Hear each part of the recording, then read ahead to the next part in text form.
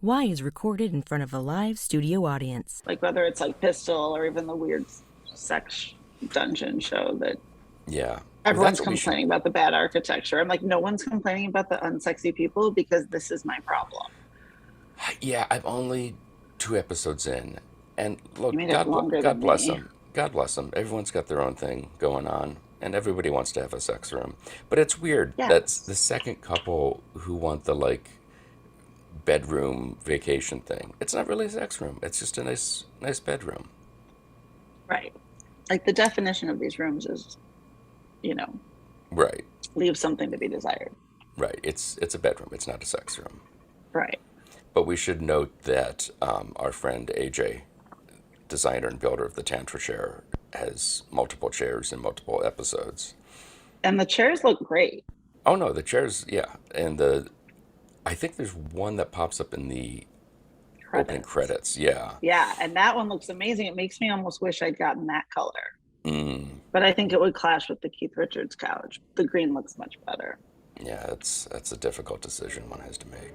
But it looks amazing in the credits. Like, It's a real Sophie's choice.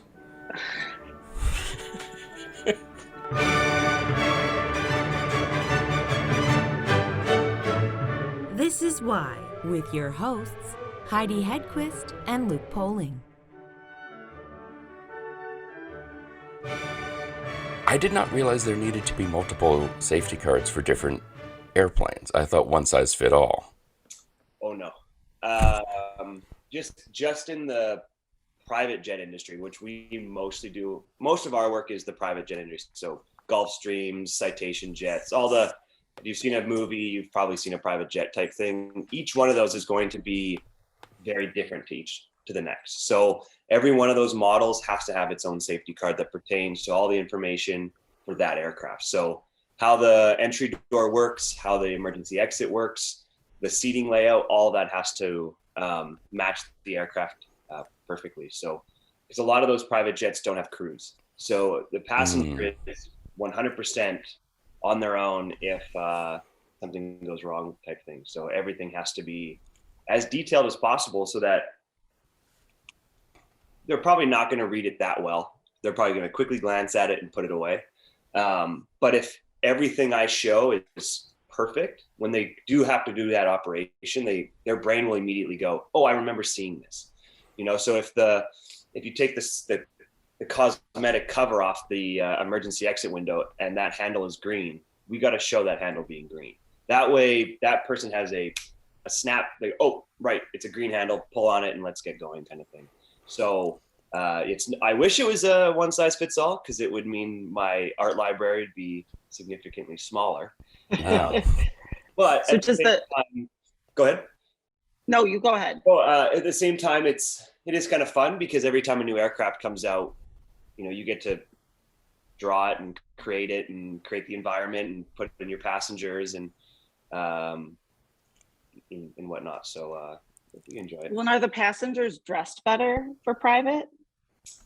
Yeah. Well, we insinuate they are. I mean, if you own your own private jet, you can do whatever you want. I mean, true, but yeah, typically, yeah. And we show people in suits or pantsuits or in somewhat dress clothes just because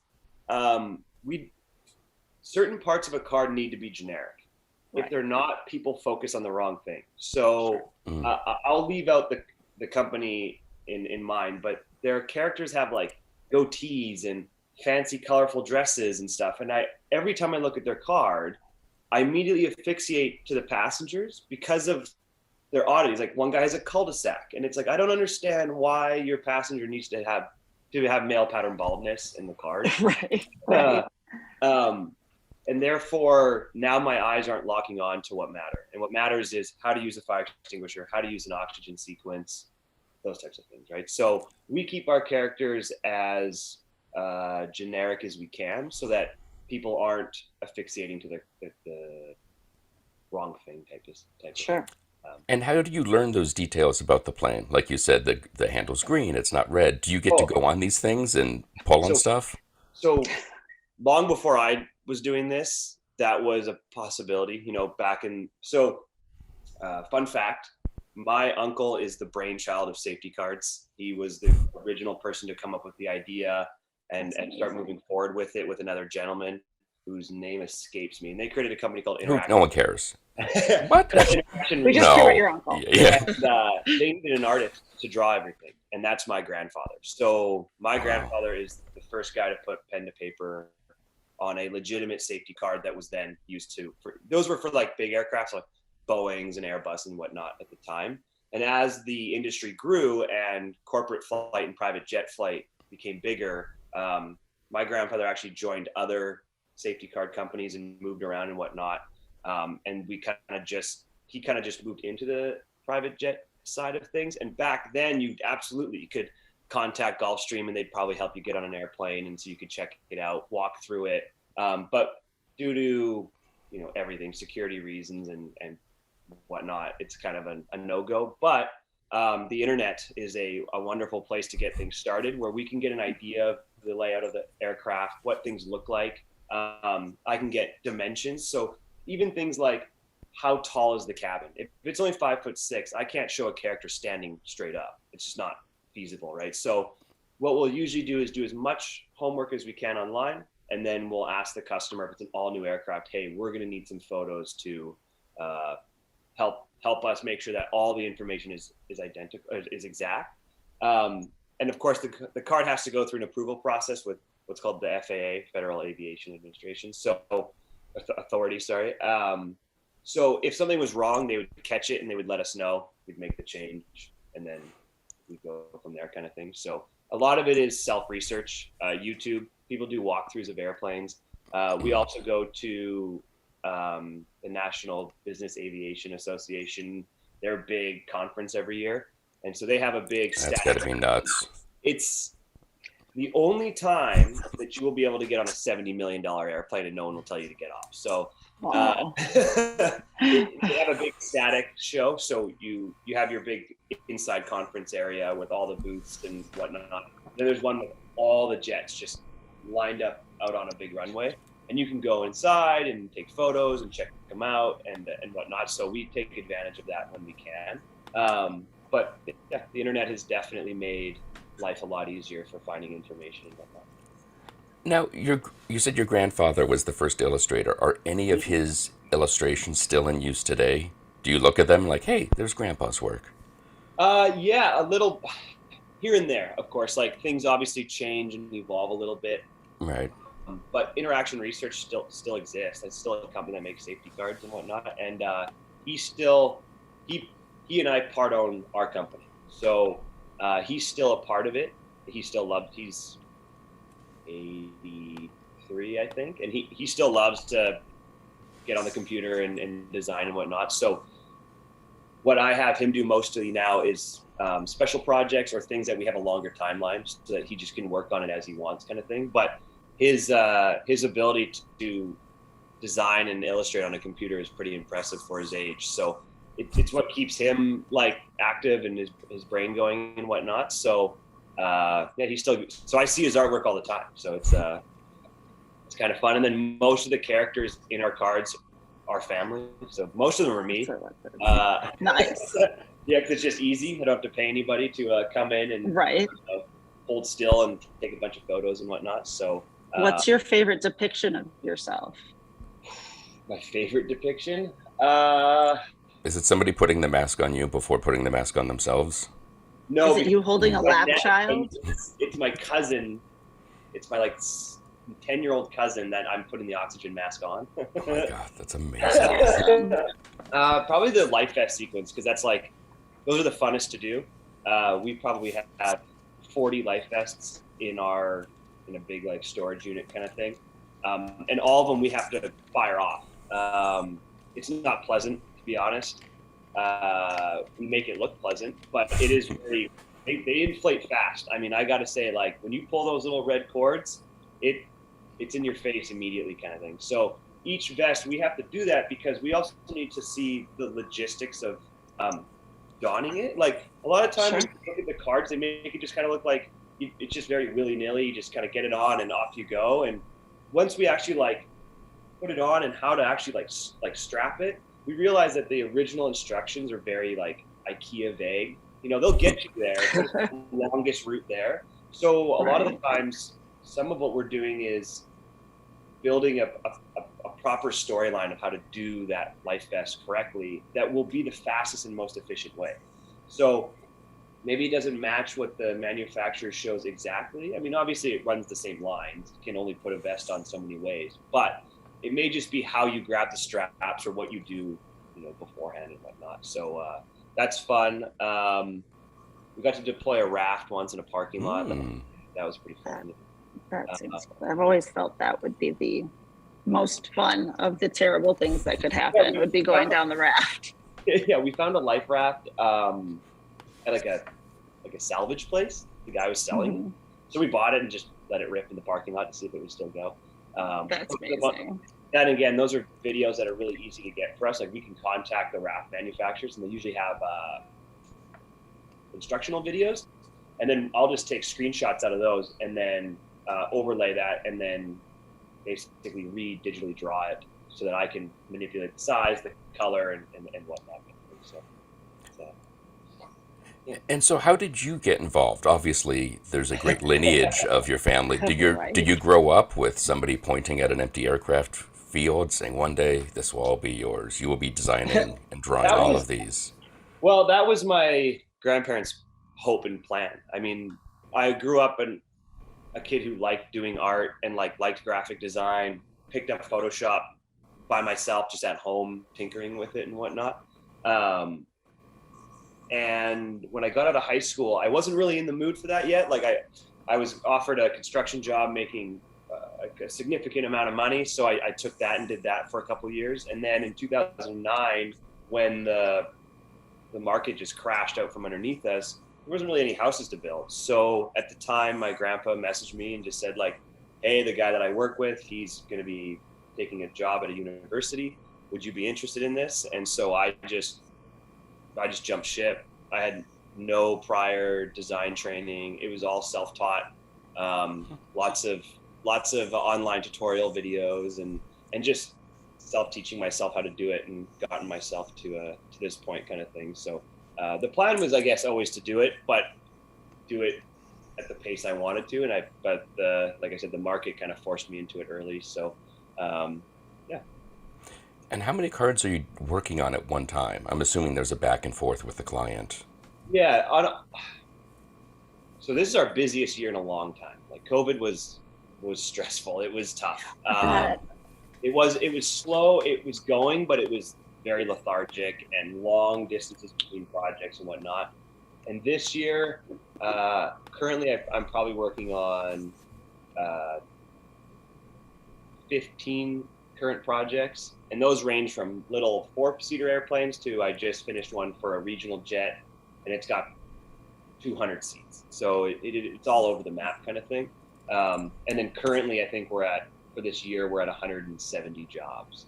So that's pretty good. Wow. I mean, we're not complaining about that kind of thing. So yeah, that's excellent. Do you get on a plane ever and look at, like, since you're doing mostly like the private and the corporate jet? Do you ever get on a Delta flight and go, this artwork is amateur hour? Or maybe not Delta, somewhat other airlines. Well, you know what's funny? I think Deltas are actually one of my ones I like. I know one. So a lot of those guys are doing their own in-house. I get it. It's more controllable. They can pay their poor designers not a lot of money to do it and whatnot. And that reflects it. You can see it, right? It shows. Just get it done at the fastest rate at the cheapest time, kind of thing. And yeah, but there's definitely some nitpicking I have. For me, it's more like, if it doesn't feel like you don't really want to read it, because you're like, I don't really understand all the time what's going on in the pictorials. No one wants to think about it, right? I don't want to think about what could happen. Sure. I mean, to be honest, you should think about it, because, like, your chances of survival are actually pretty good. Most incidences happen in takeoff and landing, so you're the closest to the ground. You could jump from there. Yeah.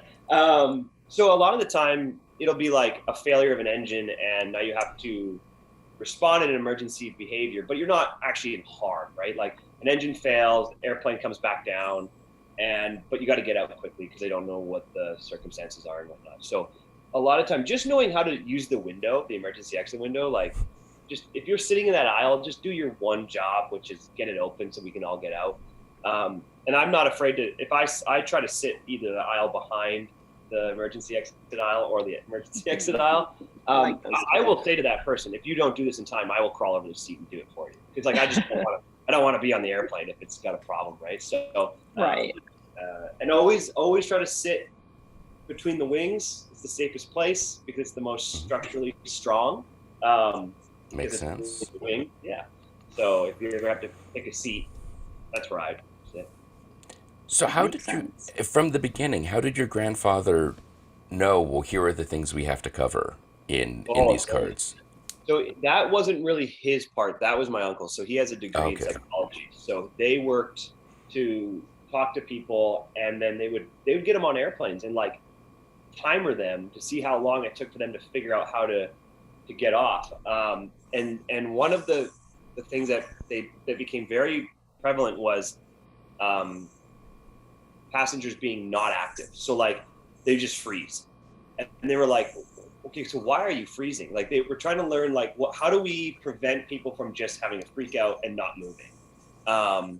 And just giving them a little bit of information to get started allows people to start working together. So they just over time worked with different people, talked to different people, brought in user groups to try out how fast they could get in and out of airplanes. And like aircraft companies already do this. They will have tests to see how quickly someone can get out of their airplane. And they want to have like the 90-second rule, right? Can 12 people get out that window in 90 seconds? So they'll basically have a static aircraft sitting. Everybody will be sitting in their seat with their buckles on, and then they just click a timer and it's just go. And it's just get the window out, toss it, and then everybody out, and they try to see how fast they can do it. And that gives them an idea if they need to make any changes as well to their procedures or how the handle operates or whatever kind of thing. So a lot of that work is done behind the scenes by the manufacturer or a group. And then as artists, our job is just to depict it the best way we can based on the information we were given. So, over time, I've learned certain things where I'll say to a client, listen, I understand that's how you want to do it, but that's not a good idea. But for the most part, this stuff's already been kind of pre-decided for us. And our job is to depict it graphically where almost no words can be used and you can understand it. That's the biggest key. Can this be internationally recognized? Any language, anybody, any age kind of thing, right? So.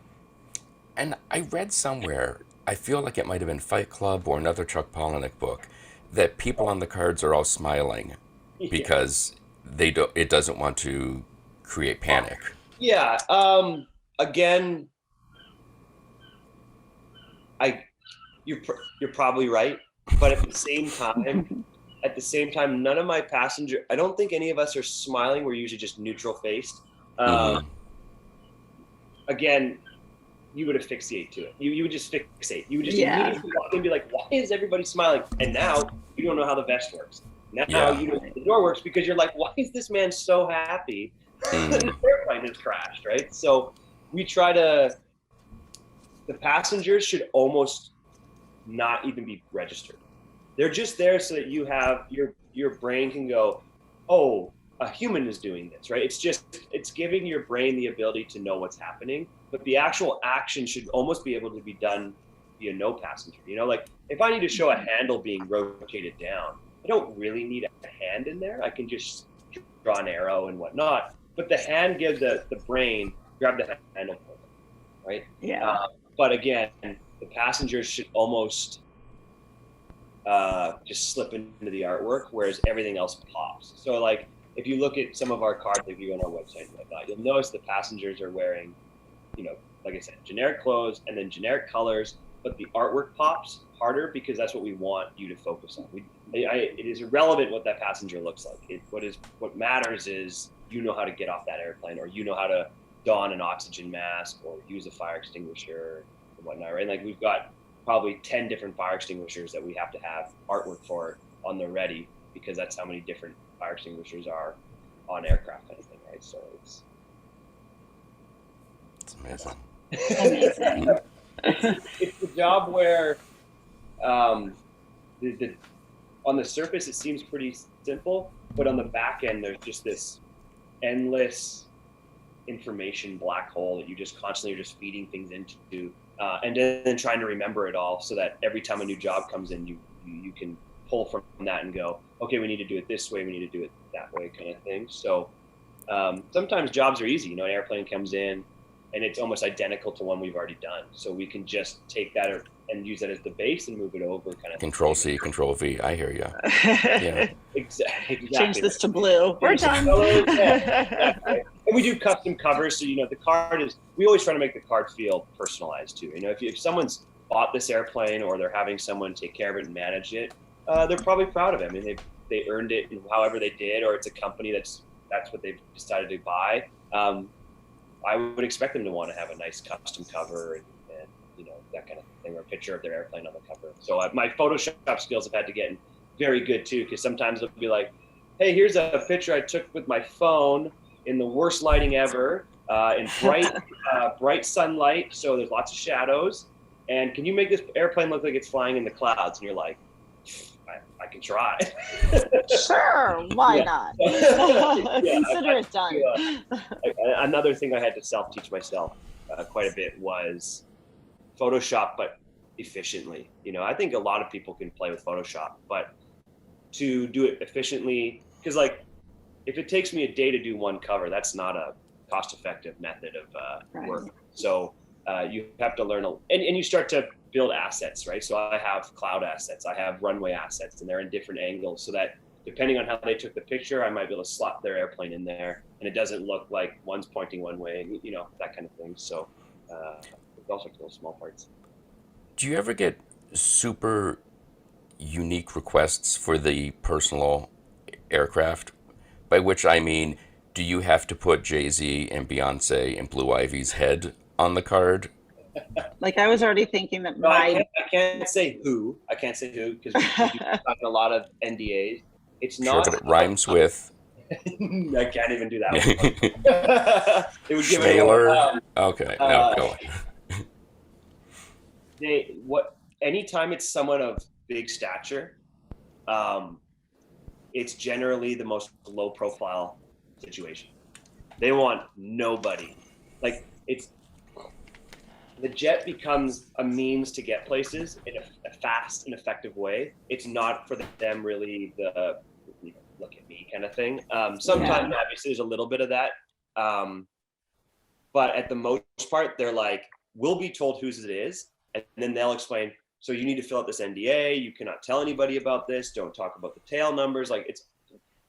Even if I put the paint scheme out there, that paint scheme would allow you to drive by an airport and go, oh, that's so-and-so's jet. They must be here. And now we've got a problem, right? So we've never been asked to add characters, so to speak. This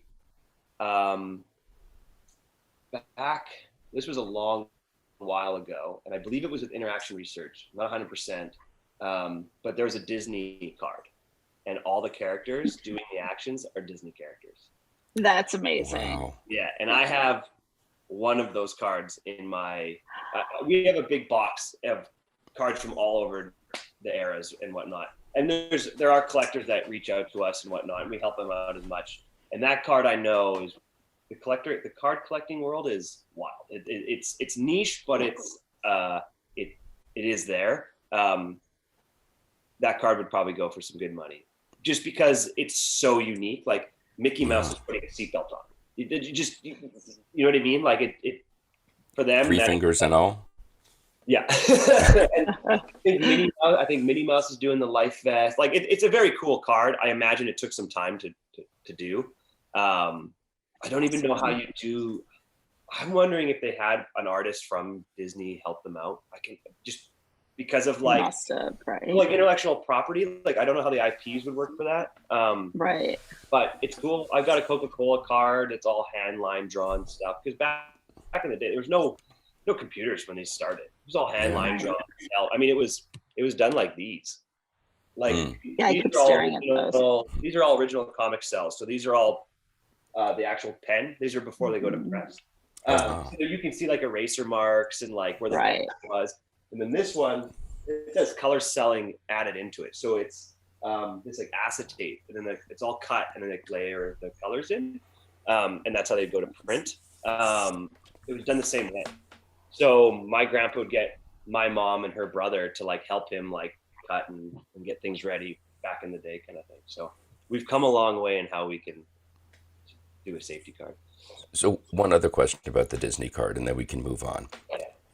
Is Goofy part of the here's how to do this? Because no way that dude is going to know how to work a vest or open a window or put on his He's got to be the seatbelt. pilot that probably messed something up. Oh, jeez, yeah. I'm trying to think if he's in the car. I can't remember. Because the rest of them, you can. Would he be a later character though? I don't think he was that much later. Pretty early. Yeah. But it just again, it's as far as air comfort and relaxation as a traveler. If you see that ridiculous dog flying your plane, I'm taking the bump and going to Tucson another way. Yeah, especially if you've seen Goof Troop, you're like, this is a disaster. Yeah, that's so exactly. true. Exactly. A lot of melting cheese going down. So yes, exactly. Yeah, we've done some personally. I did one for an outfitter. So a lot of the times these companies are just outfitters, right? So a raw bare bones A320 comes in and it's just aluminum green paint. It's got no interior, nothing. It's just got the wiring. And then that company goes to town putting in a amazing interior. I did one for them, this company called Comlux, and they had the most gorgeous interior for this Airbus A320. And like it had swirling carpets and it had this like spiral hardwood and whatnot. And I was eager to get a contract to work with them. They had just started and I wanted to do it.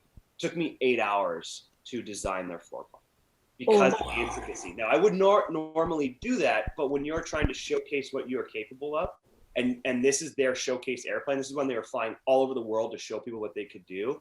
I knew if I wanted that contract, the only way I was going to be able to pull it off was to just, anybody else who does safety cards wasn't going to put that time. And I had the available time, so took it home over the weekend and just painstakingly stared at my computer screen, putting it all in. But it looks, if you stepped on the airplane and you held that card in your hand, they would be identical. So that one was fun. We get color. We've done interiors where the colors are matching to the aircraft, like very specific.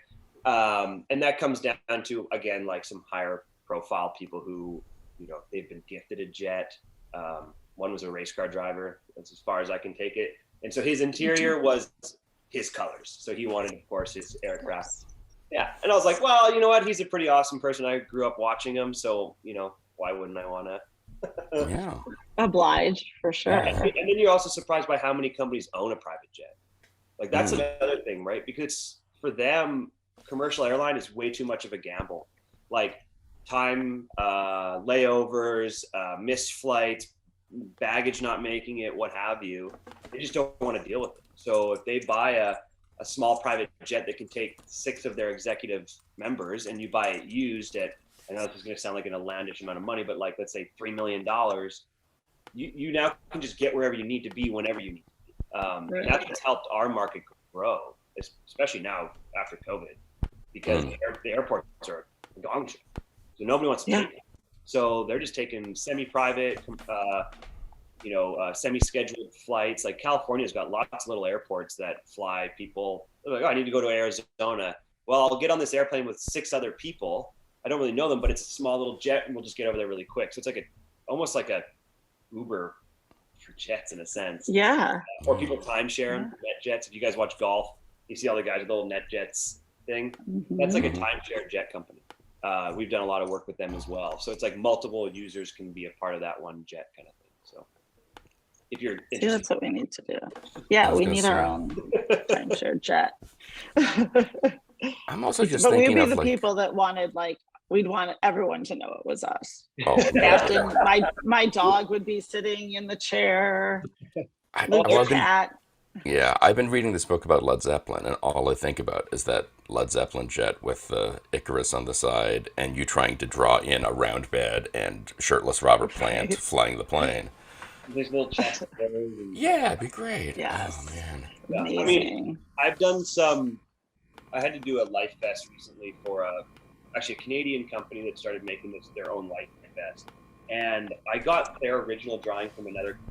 We'll call them a competitor, whatever you want to call them, and their version of it, and I was like, I don't know, like that doesn't seem like we're getting all the information kind of thing, and so actually getting involved and seeing what this life vest, like how it worked and operated, it's kind of like a big horseshoe like floaty. It's not really a life vest, so to speak, and you just wear this little hip pack while you're on the airplane, and then if the airplane has to make a water landing, you just pop this thing open and jump in the water.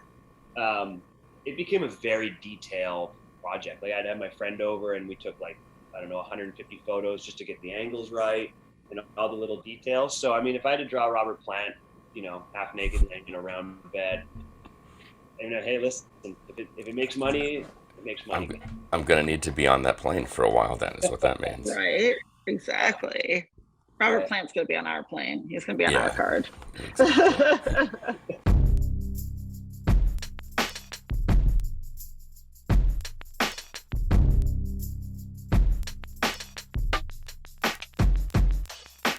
For more information on Air Safety Art International, you can check out their website, airsafetyart.com. You can check us out on all the various socials. Be sure to visit our website and don't forget to leave us a review. Today's show is produced by myself and Heidi Hedquist. Our reluctant producers are John Sauvé and Sandy Stone. Our willing producers are Rachel Allen and Randy Jeanette. Our intern is Zach Jackson. This one's for Philippe. Thanks for joining us. Flash, we're coming home.